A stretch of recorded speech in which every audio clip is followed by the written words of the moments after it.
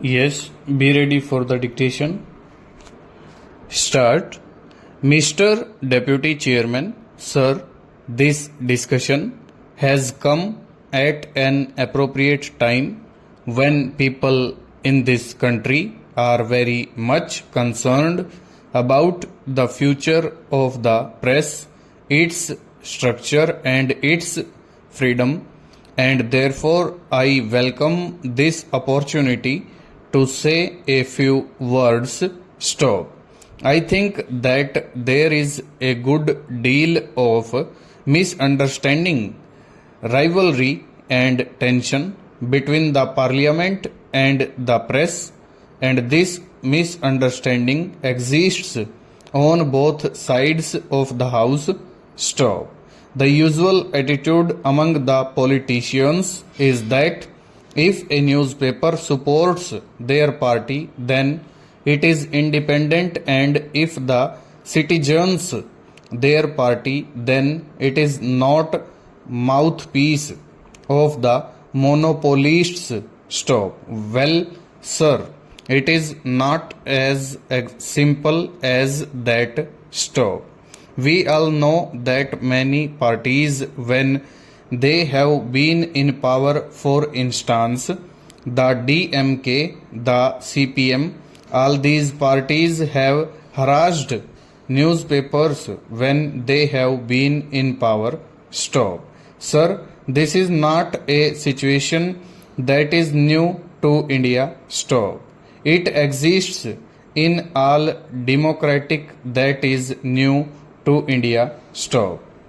It exists in all democratic countries. Stop. To some extent, it is inevitable and we have to learn to live with it. Stop.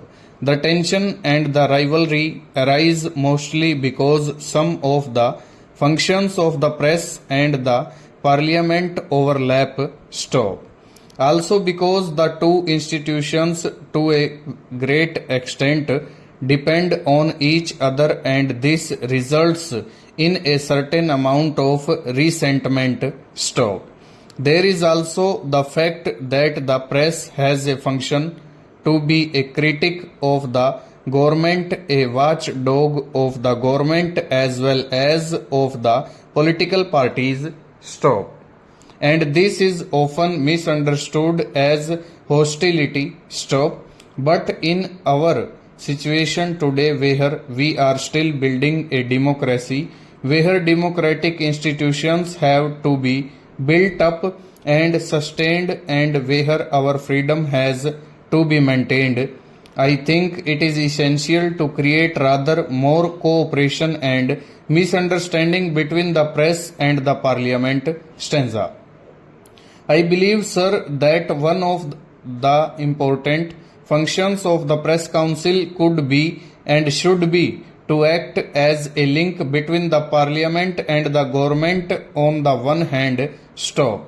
And the press and the public on the other. Stop. I feel that some of the misunderstandings that have developed since independence between the press and the government are due to certain historical reasons.